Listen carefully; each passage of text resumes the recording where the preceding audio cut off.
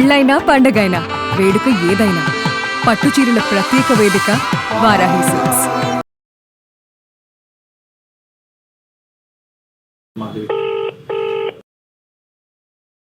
ముందు ఆయన మాట్లాడమంటారా మనం మాట్లాడదాం. హలో, నమస్తే అండి, పద్మ గారా? అవునండి, మీరెవరు? నేను జయానండి, అందమైన జీవితం ప్రోగ్రాం నుంచి కాల్ చేశాను. మీతో ఒక 10 నిమిషాలు మాట్లాడొచ్చండి? చెప్పండి madam. Thank you so much అండి మీరు ఒప్పుకున్నందుకు. నాతో పాటు స్టూడియోలో డాక్టర్ కళ్యాణ్ చక్రవర్తి గారు కూడా ఉన్నారు. మాది అందమైన జీవితం అనే ఒక ప్రోగ్రాం, బహుశా మరి మీరు చూసుండొచ్చు సోషల్ మీడియాలో. ఎందుకు గురించి కాల్ చేశారు మేడం? ఒక్క నిమిషం అండి. నమస్తే అమ్మా. నమస్తే సార్. ఇప్పుడు ఇంత ఫ్రీగా మాట్లాడే మీరు ఎందుకు గురించి కాల్ చేశారని చెప్తే ఫోన్ పెట్టేస్తారేమో అని భయంగా ఉంది. దయచేసి ఒక 10 నిమిషాలు అమ్మా. ఇప్పుడు మీ భర్త గారు చాలా ఒక విచిత్రమైనటువంటి ఒక అంశాన్ని తీసుకొచ్చారు. ఒకే ఇంట్లో ఉంటున్నటువంటి భార్యాభర్తలు మాటామంతి లేనటువంటి ఒక పరిస్థితి. బిడ్డ ఉంది, బిడ్డ కూడా నాకు దూరం అవబోతుంది, భార్య ఎలాగా మాటలు లేవు, ఏంటి జీవితం, ఎంతకాలం, who will break the ice అన్నట్టుగా అతను మాకు ఈమెయిల్ పెట్టడం జరిగింది. ఏమైందమ్మా? అంటే ఈ అంశం మీద ఒక 2 నిమిషాలు మాట్లాడచ్చా మీతో? ఇప్పుడు మా దాని గురించి ఇప్పుడు మాట్లాడడం ఎందుకు సార్? మీకు ఎందుకు మాట్లాడాలి సార్ ఇప్పుడు దాని గురించి? నాతో మాట్లాడక్కర్లేదమ్మా, కానీ ఇది బిడ్డకి సంబంధించిన అంశం. దయచేసి కొద్దిగా ఓపికగా ఆలోచించండి, సహనంతో. ఇది మీ భర్తకి సంబంధించింది. ఈ సమస్యకి పరిష్కారం కావాలని మీరు కూడా అనుకుంటున్నారు. ఒక్కసారి పెద్ద మనసు చేసుకుని మేమెందుకు ఈ సమస్యకి పరిష్కారం వద్దాం? అంటే మీరు భార్యాభర్తలు కాస్త తల్లిదండ్రులు అయ్యారు కదండి. అంటే అటువంటి కూడా ఒక తల్లి ఉంది, ఆ తల్లిని కోల్పోయిన బాధ అనేది మాకు ఉంటది కదా మేడం. అదే ఒక్కసారి ఆ బాధను కూడా పాలు పంచుకోవటానికి, ఎందుకంటే చాలా దురదృష్టకరమైంది, చాలా భయంకరమైనటువంటిది, ఎవరి జీవితంలో రాకూడనటువంటి ఒక సంఘటన. న్యాచురల్గా ఏదో ఒక జబ్బు చేసి చనిపోవటం అనేది ఒక ఎత్తు అయితే కనుక, ఇలాగా ఒక యాక్సిడెంటల్గా అనవసరంగా ఒక ప్రాణాలు పోగొట్టుకోవటం అనేది చాలా బాధ. దానికి కూడా మాకు పూర్తి సానుభూతి, బాధ మాకు ఉందమ్మా. అది కూడా మీరు పంచుకుంటారనే ఉద్దేశంతోనే మేము ఈరోజు కాల్ చేస్తున్నాం. ఎందుకంటే మీరు కూడా ఈ బాధను ఎవరితో పంచుకుంటున్నారు, ఎలా షేర్ చేసుకున్నారు, ఆ బాధలోంచి మీరు బయటకు వచ్చారా లేదా అన్నది కూడా ఇందాక మాట్లాడటం జరిగింది. కాబట్టి అతను కూడా లైన్లో ఉన్నారు. అసలు ఏంటి మీ మనసులో ఉన్న బాధ అనేటటువంటి, మేము ఎందుకు చేసాం, మీ ఇష్యూ మాకెందుకు అనే అంశాన్ని ఒక 5 నిమిషాలు పక్కన పెట్టి, బిడ్డ భవిష్యత్ దృష్ట్యా, ఈ కుటుంబ భవిష్యత్తు దృష్ట్యా ఓపిక చేసుకుని ఒక 2 నిమిషాలు మాట్లాడండి అమ్మా, ప్లీజ్ దయచేసి. అన్ని చెప్పారు కానీ మరి అమ్మ ఎలా చనిపోయిందో మరి చెప్పలేదా? మరి ఎలా చనిపోయారు, ఎందుకు చనిపోయారు అనే విషయం చెప్పలేరా సార్ మీతో? అంటే అతను చెప్పాడమ్మా, చెప్పాడు, కానీ చూసే విధానంలో డిఫరెన్స్ ఉందనేది కూడా చెప్పాడు. అంటే అతను తాగున్న పరిస్థితిలో స్కూటర్ మీద ఆవిడని ఎక్కించుకొని అనుకోని పరిస్థితిలో ఆవిడ చనిపోయింది. దానికి కూడా అతను చాలా బాధపడ్డాడు, ఇప్పటికి కూడా బాధపడుతూనే ఉన్నాడు. ఎందుకంటే ఒక ప్రాణాలు అతని చేతుల మీదుగా పోవటం అనేటటువంటిది.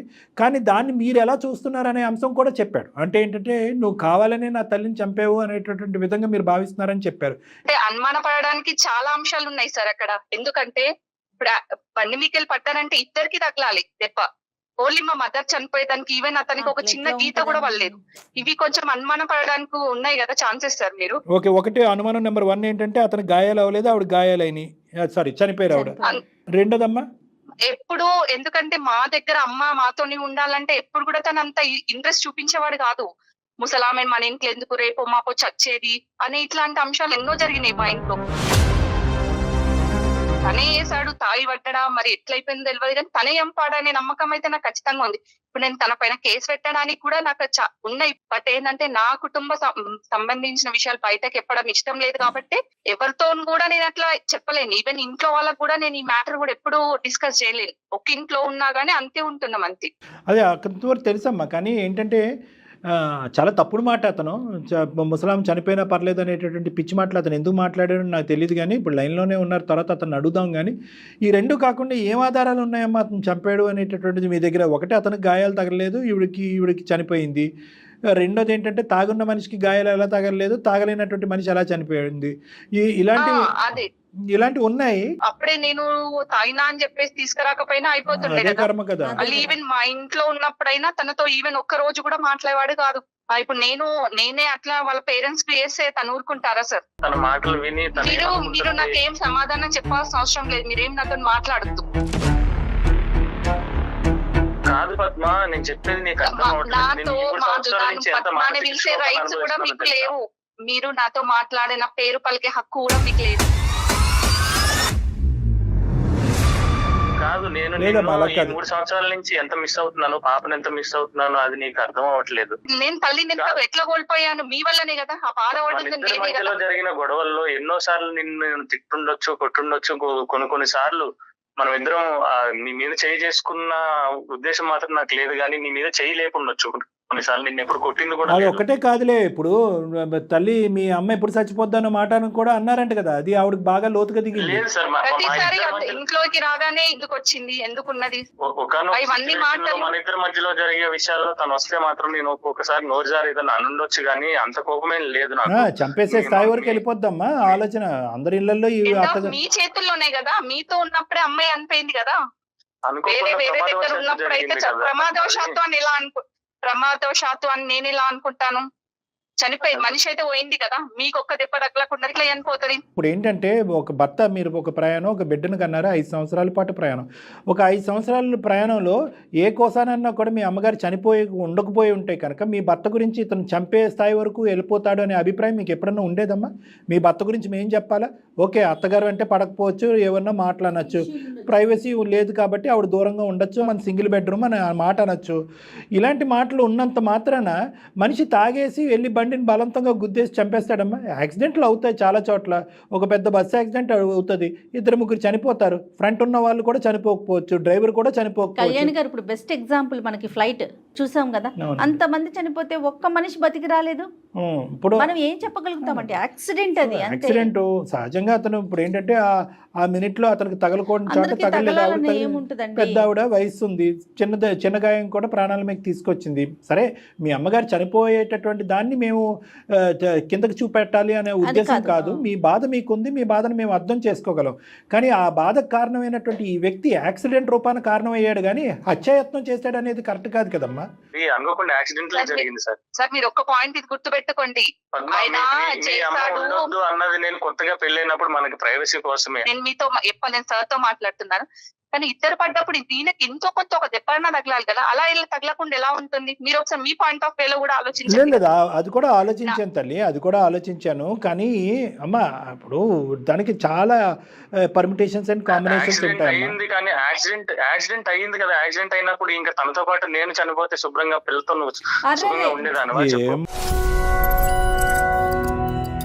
అలా కాదు, నేను మాట్లాడతాను ఉండండి. ఇప్పుడు ఆవిడ అసలు మీతో మాట్లాడటానికి ఇష్టపడినట్టు మాట్లాడుతున్నాను. అలా కాదు అమ్మ, ఒకటమ్మా, నిజంగా ఇతని హంతకుడే మీ అమ్మగారిని చంపాలి అనేటటువంటి పెద్ద ఉద్దేశం ఉంది అనుకుందాం. ఎందుకమ్మా ఇంత పబ్లిక్ ఇష్యూ చేసుకుని ఇలా చంపటం? ఏదో సీక్రెట్ గా ఇంకా రకరకాల పద్ధతులు ఉంటాయి కదా చంపడానికి. పబ్లిక్ ఇష్యూ చేసేది ఉంటే ఎప్పుడో పోలీస్ స్టేషన్ లో కంప్లైంట్ ఇచ్చేదాన్ని సార్. మీరు కాదు ఇంకెన్ని సంవత్సరాలు ఉంటావు నువ్వు ఇలాగా? ఇప్పటికీ 3 సంవత్సరాలు చూస్తూ 3 సంవత్సరాలు గడిచిపోయింది. ఎందుకంటే ఇది ప్రూవ్ చేయడం అనేది ఎవరి తరం కాదమ్మా. నీ మానసిక పరిస్థితి ఎలా ఉందో చెప్పమ్మా పద్మ. అంటే అమ్మ చనిపోయింది అనే బాధలోంచి మీరు బయటకు వచ్చారు. ఓకే, ఇతని మీద రకరకాల కోపాలు ఉన్నాయి, అది పక్కన పెడదాం ఒక 2 నిమిషాలు. మీరు పూర్తి స్థాయిలో తేరుకున్నారా? డిప్రెషన్ లాంటి దాంట్లోకి ఏమైనా వెళ్ళారా? తినగలుగుతున్నారా? పడుకోగలుగుతున్నారా? ఆలోచించగలుగుతున్నారా? బిడ్డను చూసుకోగలుగుతున్నారా? నేను అన్ని రకాలుగా బానే ఉన్నాను సార్, ఒక ఇష్యూ తప్ప, అంతే. సో ఇప్పుడు దీనికి పరిష్కార మార్గం ఏంటో చెప్పండి. అతను చేసింది ఒకటి ముమ్మాటికి పెద్ద తప్పు ఏంటంటే కనుక డ్రింక్ చేసి డ్రైవ్ చేయడం అనేది అతను చేసింది పెద్ద తప్పు. తాగి డ్రైవ్ చేసి అతని ప్రాణాలకి ఏదైనా కూడా ఈరోజు ఆ బిడ్డ అనాథ అయ్యి ఉండేది. ఇప్పుడు అనవసరంగా ఇప్పుడు ఏమైంది, అతనికి ఒక గాయం తగలపోవటం. ఇప్పుడు అతను అనుకుంటా ఉంటాడు కొద్దిగానే గాయాలు తగులుంటే కనుక ఈ అనుమానం కూడా ఉండేదని.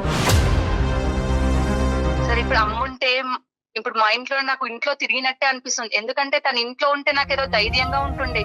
ఇప్పుడు తను ఉండాలని మా పిల్లల్ని అవన్నీ చూసుకునే ప్రేమ నేను మిస్ అయిపోయాను కదా సార్. ఇప్పుడు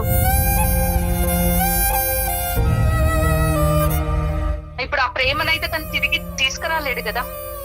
అంటే నాకున్న ఒక అభిప్రాయం అయితే నేను చెప్తానమ్మా, దాన్ని నువ్వు ఎంతవరకు ఏకీభవిస్తావు అనేది నాకు తెలీదు. తర్వాత వేణు ఏం చెప్తాడు అనేది వినండి, కానీ ఫస్ట్ నేను చెప్పేది వినండి. మీరేంటంటే ఇది ఒక యాక్సిడెంటల్ డెత్, దురదృష్టకరమైన పరిస్థితి. మీకు మీ అమ్మగారికి విపరీతమైనటువంటి బాండింగ్, బంధం ఉంది. పెళ్లికి ముందే మా అమ్మ మాతోనే కంటిన్యూ అవుతుంది, చెల్లితోని తమ్ముడితోని కాదు అనేటటువంటి స్థాయి బాండింగ్ మీది. అమ్మ హెల్తీగా ఉండి అనుకున్నటువంటి పరిస్థితుల్లో చనిపోవటం అనేటటువంటిది, ఆ గ్రీఫ్, ఆ బాధ నుంచి ఇప్పటికి కూడా మీరు తేరుకోలేదు. యూజువల్గా సహజసిద్ధంగా ఈ డిప్రెషన్లో ఉన్నప్పుడు ఈ గ్రీఫ్, ఈ బాధ, ఎస్పెషలీ న్యాచురల్ డెత్స్తో పోల్చుకుంటే యాక్సిడెంటల్ డెత్స్, సడన్గా అనుకోనటువంటి సందర్భాల్లో హెల్తీగా ఉండేటటువంటి వ్యక్తులు చనిపోయినప్పుడు చాలామంది పోస్ట్ ట్రామాటిక్ స్ట్రెస్ డిసార్డర్, డిప్రెషన్లోకి వెళ్తారు. అది సహజ సిద్ధమైనటువంటి ఒక మానసిక పరిస్థితి. అలాంటి వాళ్ళు యూజువల్గా ఏంటంటే ఆ డిప్రెషన్లోకి వెళ్ళిన తర్వాత దానికి సంబంధించినటువంటి కారణాలు, నాకే ఎందుకు ఇలా అయింది, మా అమ్మకే ఎందుకు ఇలా అయింది, నా జీవితంలో ఎందుకు ఉంది, నా కుటుంబం, ఇలాంటివి ఆన్సర్ లేనటువంటి, సమాధానం లేనటువంటి ప్రశ్నలతో చాలా ఒక భయంకరమైనటువంటి మానసిక పరిస్థితిలోకి వెళ్ళిపోతారు. అటువంటి క్రమంలో కొన్ని గుర్తుకు రాకూడనటువంటి అంశాలు సహజ సిద్ధంగా గుర్తొస్తాయి. ఉదాహరణకి వేణుగోపాల్ అన్నటువంటి మాట, మీ అమ్మ మా ఇంట్లో ఉండటానికి లేదు, ఆ ముసలావిడ ఎందుకు, ఆ పెద్దావిడ ఎందుకు అని చెప్పి ఏదైతే వాగ్దానం పెళ్లికి ముందు అతను మీకు ఇచ్చాడో, మీ అమ్మ మాతో పాటు కంటిన్యూ అవుతుంది అనే మీ కండిషన్కి ఒప్పందం చేసుకున్నాడో, ఆ తర్వాత అతను ప్లేట్ ఫిరాయించి ఇలా రకరకాల మాట్లాడటం అనేటటువంటి సందర్భానుసారం మాట్లాడటం అనేది మీకు జ్ఞాపకాలు వచ్చినాయి.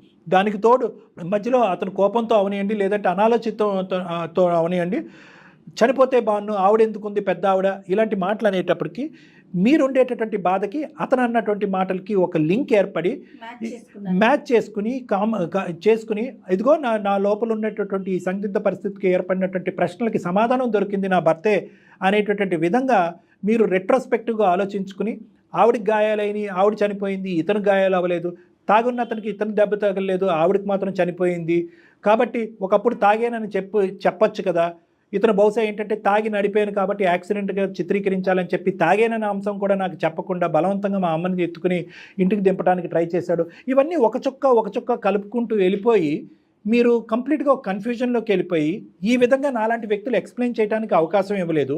దానికి తోడు మీ చుట్టాలు ఎవరైతే ఉన్నారో, అవును అదేంటి అతనికి దెబ్బలు తగలకుండా మీ అమ్మ చనిపోవటం ఏంటి, ఇలా మాట్లాడేటప్పటికి మీ బ్రెయిన్ అంతా పొల్యూట్ అయిపోయి మీ భార్యాభర్తల మధ్యన ఉండేటటువంటి ఈ వారధ అనేటటువంటిది రోజు రోజుకి పెరుగుతూ పోయిందనేది నా అభిప్రాయం. పద్మ, నీకు మాత్రం నేను ఒకటే చెప్పాలనుకుంటున్నాను. నేను చెప్పాలనుకుంటుంది ఏంటంటే, ఆ రోజు జరిగింది మొత్తం ఉద్దేశపూర్వకంగా జరిగింది కాదు, ప్రమాదవశాత్తు యాక్సిడెంటల్లీ జరిగింది అంతే. అది ఎట్లా అయింది అనేది నాకు తెలియదు, కానీ ఇప్పటికీ నాకు అది గుర్తులేదు. కానీ అది గుర్తొచ్చినప్పుడల్లా నేను ఎంత మానసిక క్షోభను అనుభవిస్తున్నాను, నా వల్ల ఒక ప్రాణం పోయింది అనే ఆలోచన నాలోకి వస్తుంటేనే నేను చాలా కుమిలిపోతున్నాను లోపల. పోయి కూడా మేము అంతకన్నా బాధపడుతున్నాం కదా. అబ్సల్యూట్లీ కరెక్ట్ అమ్మా, చెప్పండి అమ్మా. మీ అమ్మ నీకు, నాకు తెలుసు, మా అమ్మ నాకెలాగో నీకు మీ అమ్మ అలాగే, కానీ నేను చేసింది ఉద్దేశపూర్వకంగా కాదు కదా, అది జరిగింది యాక్సిడెంటల్లీ. నీకు ఇంకెంతకు మించి ఎలా చెప్పాలి? నువ్వు ఎవరి మీద ఒట్టేయమంటే వాళ్ళ మీద ఒట్టేస్తాను, పాప మీద ఒట్టేసి చెప్తున్నాను. అది మాత్రం నేను ఒట్టేసినంత మాత్రాన అమ్మ అయితే తిరిగి రాదు కదా, నువ్వు చేసిన తప్పు అది రాదు కదా. ఓట్లు కాదు, 1,00,000 ఓట్లు వేసినా కూడా, శతకోటి కార్యక్రమాలు చేసినా కూడా మీ అమ్మగారు తిరిగి రారమ్మా, తీర్చలేనటువంటి లోటు. మేము చెప్పేది తీర్చలేని బాధ అయితే అమ్మ అయితే రాదు కదా. కదమ్మా ఇప్పుడు జరిగేటటువంటి పరిస్థితి ఏంటంటే, మీ అమ్మగారు చనిపోయి మీరు బాధపడుతున్నారు, తల్లిదండ్రులు ఇద్దరు ఉండి ఆ బిడ్డ చెప్పుకోలేనటువంటి బాధలో లేదు. తల్లిదండ్రులు ఇద్దరు కళ్ళెదురుకుంటా కనిపించారు, మీ అమ్మగారు పోయారు. 3 సంవత్సరాల పాటు ఇంట్లో ఈ మౌనవ్రతం వల్ల ఎంత చంటిబిడ్డ, ఎంత మానసిక క్షోభ. ఒక తిరగటం లేదు, ఒక పార్కు లేదు, ఒక మాట లేదు, ఒక ముద్దు లేదు. ఏందమ్మా ఇప్పుడు ఆ బిడ్డకి ఎటువంటి జీవితాన్ని ఇస్తున్నారు? మీరు తల్లిని దురదృష్టం కొద్దీ పోగొట్టుకున్నారు, దాన్ని మనం మీ తల్లిని తిరిగి తీసుకురాలేవు. మీ బిడ్డ ఏం పాపం చేసింది ఇటువంటి వాతావరణాన్ని క్రియేట్ చేస్తున్నారు? ఈరోజు మా వేదిక వరకు వచ్చి మీరు ఫోన్ కాల్ చేయడం అనేది ఇద్దరు అదృష్టవంతులే. దానికి మించినటువంటి అదృష్టవంతురాలు ఆ బిడ్డ.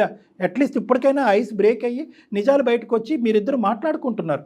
అట్లీస్ట్ ఇలా మాట్లాడుకుంటే అనుమానాలు క్లియర్ అయ్యి ఉండేవి. మా వరకు కూడా అవసరం లేదు. ఒక ఆలోచన రావటం, దానికి ఫిక్స్ అయిపోవటం, నువ్వు చంపావు అంతే. ఇంకంతే అంటే ఇంకెవరేం మాట్లాడతారు? అందరి ఇళ్లలో భార్యాభర్తలు మాట్లాడుకుంటున్నారు. ఇంతకు మించినటువంటి గొడవలు మీరు మాత్రం 3 సంవత్సరాల పాటు వనవాసం. సార్, మీ ద్వారా నేను కోరుకునేది ఒకటే సార్, ఎలాగైనా సరే మా ఇద్దరిని పాపని కలపండి సార్. అది నా చేతుల్లో లేదు నాన్న. నేను ఇవ్వాల్సినటువంటి ఎక్స్ప్లెనేషన్ ఆవిడకి ఇచ్చాను. నాకు భయం వేస్తుంది సార్, తను ఉండే కొద్ది ఇలాగే పాపని దూరం చేస్తుందేమో, తను ఎలా దూరం అయిందో అలా దూరం అవుద్ది అని చెప్పి మళ్ళీ మేమిద్దరం కలిసి ఉండి పాపను కూడా మంచిగా పెంచుకోవాలని చెప్పి చూస్తాం సార్. ఎప్పుడు బంధాన్ని ఎవరు తీసేస్తే పోదండి. పద్మగారు, మీరు ఒక్కసారి డాక్టర్ గారిని కలిసే ప్రయత్నం చేస్తే బాగుంటుందండి.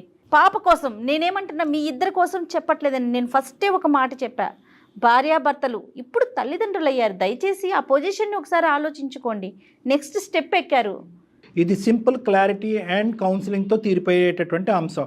అతనికి ఒక మాట్లాడటానికి ఒక అవకాశం ఇయ్యి, మీరు ఏదైతే చెప్పాలో అది చెప్పండి. ఒక మధ్యస్థగా నేను ఉంటాను, నా దగ్గరికి మీరు ఇద్దరు రండి. మొత్తం అన్ని అనుమానాలు కూడా పటాపంచలు అయిపోతాయి. ప్రాబ్లమ్ని సార్ట్అవుట్ చేద్దాం. దయచేసి ఆలోచించండి. మీరు ఎప్పుడు రమ్మన్నా నేను వస్తాను సార్, కంపల్సరీ. మేడం, మీరు చెప్పింది కూడా కరెక్టే. మీ మీద నమ్మకంతో, సార్ మీద నమ్మకంతో మీరు అన్నది కరెక్ట్. నేను పాప భవిష్యత్తు కూడా ఆలోచించుకోవాలి. పాప భవిష్యత్తులో పెట్టుకొని ఆలోచించి ఇప్పుడు మిమ్మల్ని కలవడానికి నేను రెడీగా ఉన్నాను సార్. సూపర్. థ్యాంక్ యూ అమ్మా. థ్యాంక్ యూ చాలా అమ్మా. సంతోషం అమ్మా. మిగతావన్నీ అప్పుడు మాట్లాడుకోవచ్చమ్మా.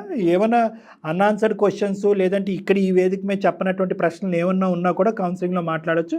ఈరోజు మేం చేసినటువంటి ఒక గొప్ప పని, అది మీ వరకు అర్థమైందో లేదో నాకు తెలియదు కానీ 3 సంవత్సరాల పాటు మాట్లాడుకున్నటువంటి భార్యాభర్తలు ఇద్దరిని మేము మాట్లాడుకునేటటువంటి విధంగా చేసాం. అదే ఒక గొప్ప విజయంగా, ఆ పాప తరపున ఒక గొప్ప విజయంగా మేము భావిస్తున్నామమ్మా. ఇది మీ ఇష్యూ ఒకటే కాదు, ఒక బిడ్డకు సంబంధించినటువంటి కూడా ఒక చిక్కుముడి సమస్య ఇది.